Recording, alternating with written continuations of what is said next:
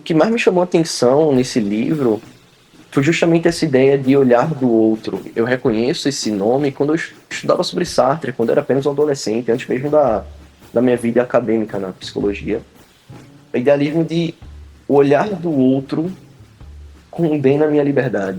O olhar do outro é contra a minha liberdade autêntica, entende? Você agir perante o olhar do outro é agir de má fé. E é justamente isso o que esse livro aborda. Na verdade, justamente o contrário disso. Eles puxam muito da psicanálise e Lacan, quando eles falam sobre o olhar do outro me transforma, o olhar do outro me constitui como pessoa. Então, é justamente sobre isso. Diferente de Sartre, que acredita que nossa formulação de identidade é a partir de nós mesmos e ser autêntico é ser nós mesmos, mesmo diante do olhar do outro, para Lacan é diferente. A gente se formula a partir disso, a gente se constrói a partir do olhar do outro. A gente pode puxar Winnicott na ideia de mãe e bebê. O bebê não existe como indivíduo próprio. O bebê ele existe um coletivo com a ideia de mãe. E justamente a partir daí, ele só se enxerga como indivíduo a partir de sua própria interpretação de como sua mãe o vê. A ideia de espelho. Ele se começa a se reconhecer em espelho. A gente pode puxar várias teorias como mãe narcísica, o bebê imaginário, onde ela projeta os seus desejos em cima do seu bebê. E aí criamos nosso outro, criamos a nossa ideia de olhar do outro. Nós nos formulamos a partir disso.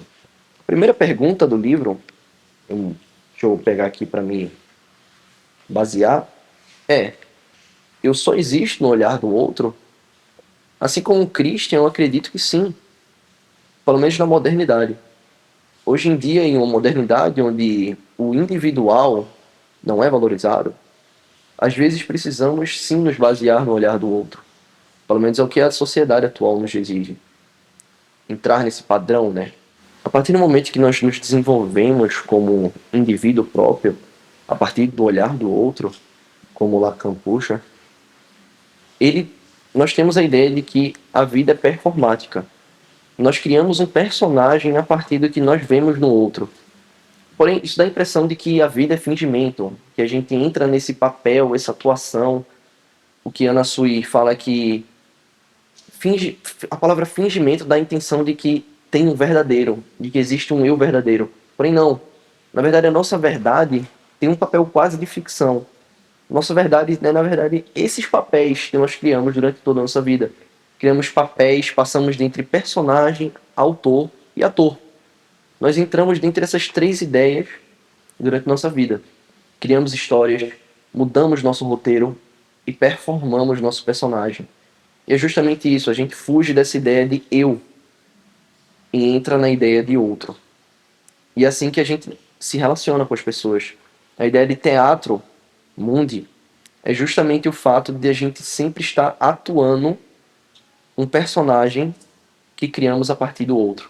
E puxando essa ideia de brincadeira, de séria, de freudiana, a criança, quando ela brinca, ela tem o seu próprio universo dentro da brincadeira. Ela cria as regras, ela cria a sua compreensão daquele idealismo que ele faz para o seu próprio brinquedo, brincadeira. E quando alguém de fora não entende como brincar, quando alguém mela essa brincadeira, ela se irrita. Ela tende a reprimir esse comportamento estrangeiro. E dessa mesma forma, na vida adulta, é muito interessante o fato de que o adulto continua nessa brincadeira. Ele continua nesse ideal de que nosso jogo de relacionamento, nosso jogo dentro do trabalho, nosso jogo de vida é um jogo. Essa ideia de que temos regras invisíveis e que se alguém de fora não souber entrar nessas regras, tá fora. E é justamente isso. A vida adulta é muito uma brincadeira, um teatro, uma metáfora sobre pequenas regras que criamos sobre o existir. O olhar do outro nos regra enquanto decisões, enquanto o nosso próprio existir, entende? Eu acho muito interessante essa ideia de lutos infinitos diante das pessoas que a gente desejou conhecer. Nós criamos uma expectativa imaginária diante de cada pessoa e nós sentimos tristes quando não conhecemos essa pessoa que queremos conhecer. Mas tem uma citação interessante de Anna Sui, durante o livro, aqui na página 42. O que a gente está procurando no outro não é o outro, é nós mesmos. Nós procuramos de uma forma narcísica características nossas e também procuramos a nós mesmos no outro. E é justamente dessa forma que nos sustentamos narcisicamente a partir do olhar do outro. É muito estranho pensar nisso, né? Puxando um pouco para minha reflexão individual. A gente depende do outro, temos nossa própria visão a partir do outro, é complicado, né? Quem sou eu se não a partir do outro? Isso dói.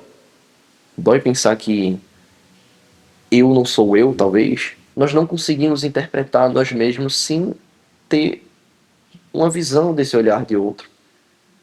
E para mim, que cresci lendo teorias existencialistas, né, sobre seu próprio desenvolvimento e que nós devemos, na verdade, fugir do olhar do outro, que é, na verdade, um empecilho.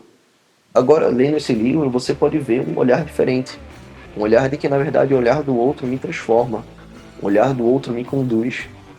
Talvez até o olhar do outro me regule. Olhando por aqui, eu acho que para abordar mais, temos que aprofundar mais no livro e deixaremos para a próxima. É um luto, né?